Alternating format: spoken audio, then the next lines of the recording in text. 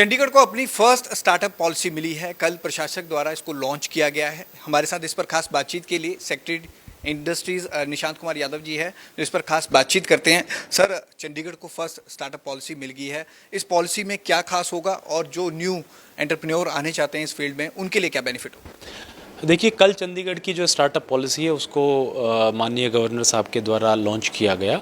और स्टार्टअप का जो हमारा उद्देश्य मेन ये है कि जो आइडिया स्टेज है, जहाँ पे किसी एंटरप्रेन्योर को कोई आइडिया आता है, वहाँ से और जब तक वो उसको कमर्शलाइज़ करता है, वो जो गैप है उसको फिल करना है। क्योंकि एक बार जो कमर्शलाइजेशन हो जाती है उसके बाद तो उसको फंडस मिलना बड़ा आसान है, बट आइडिया से कमर्शलाइजेशन का जो सफ़र है वो जो कुछ साल का हो सकता है कई बारी, उस दौरान उसको बड़ा स्ट्रगल करना पड़ता है। तो इस दौरान हम उसकी हैंड होल्डिंग और उसको सपोर्ट करना चाह रहे हैं। तो इसमें हमारे 3 मेन इनिशिएटिव्स हैं। एक तो सबसे पहले कुछ इंफ्रास्ट्रक्चर ऐसे डेवलप की जाए ताकि उसको मेंटरशिप प्रॉपर मिले, तो उसके लिए हम इंक्यूबेटर्स हैं उनको सपोर्ट कर रहे हैं। वो नए इंक्यूबेटर्स भी बना रहे हैं। मेनली जो हमारे हायर एजुकेशन इंस्टीट्यूशंस हैं, Punjab university, PEC, PGI, IISER और आईएसबी मोहाली, आईआईटी रोपड़, इस तरह के इंस्टीट्यूशंस में जो इंक्यूबेशन सेल बने हैं उनको हम स्ट्रेंथन करेंगे, उनकी फंडिंग करेंगे ताकि वो स्टार्टअप्स की हैंड होल्डिंग कर सकें और उनके आइडियाज़ को फ्रूटफुल लेवल तक पहुंचा सकें। इसके अलावा स्टार्टअप्स को कोवर्किंग स्पेसेस देने का भी आइडिया है ताकि उनको एक free of cost office working का ऑप्शन मिले। दूसरा इसका पॉलिसी का पहलू है इंसेंटिव देने का। स्टार्टअप्स को आइडिया स्टेज पे, सीड स्टेज पे और कमर्शलाइजेशन स्टेज पे अलग अलग जो है इंसेंटिव मनी जो है हम देंगे। और अगर वो स्टार्टअप महिलाओं के द्वारा लीड किया जा रहा है तो एडिशनली 2 लाख रुपए देने का इसमें प्रावधान हमारा है। सर, एक बहुत बड़ा क्वेश्चन ये आ रहा था कि लोग स्टार्टअप्स के लिए अप्लाई करें तो वो कैसे करें? कल पॉलिसी लॉन्च हुई लेकिन अप्लाई करने का तरीका लोगों को नहीं पता। इसमें इंडस्ट्रीज़ डिपार्टमेंट के द्वारा स्टार्ट इन पोर्टल एक लॉन्च किया जाएगा। सारे इंक्यूबेटर्स और स्टार्टअप्स हैं वो उस पर अपने आप को रजिस्टर कर सकते हैं और फंड के लिए, इंसेंटिव्स के लिए अप्लाई कर सकते हैं। उस पोर्टल के द्वारा ही जो फंडिंग है वो डिस्पर्स की जाएगी। अगर चंडीगढ़ में अभी एट प्रेजेंट हम बात करें, कितने स्टार्टअप्स ऑलरेडी चल रहे हैं?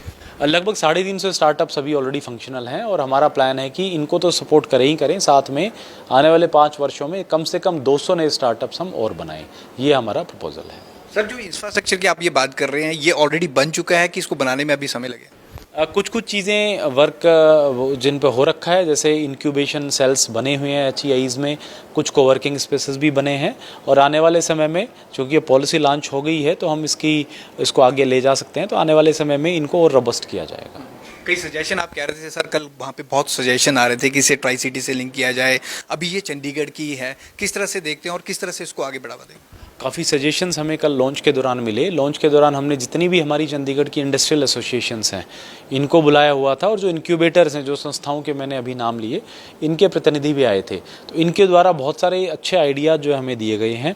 कोशिश करेंगे एक बार उनको एग्जामिन करके हम पॉलिसी का हिस्सा बनाएं।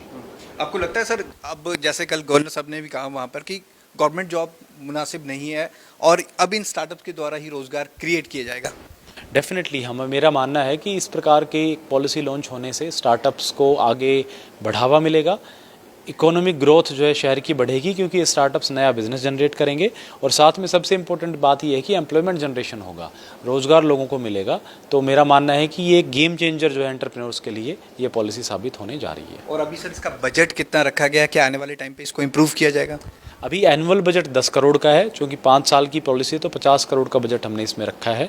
कल गवर्नर साहब के द्वारा भी ये बताया गया कि अगर इसकी बहुत अच्छी रिस्पॉन्स आता है तो हम कोशिश करेंगे कि इसके बजट को एनहांस करवाएं।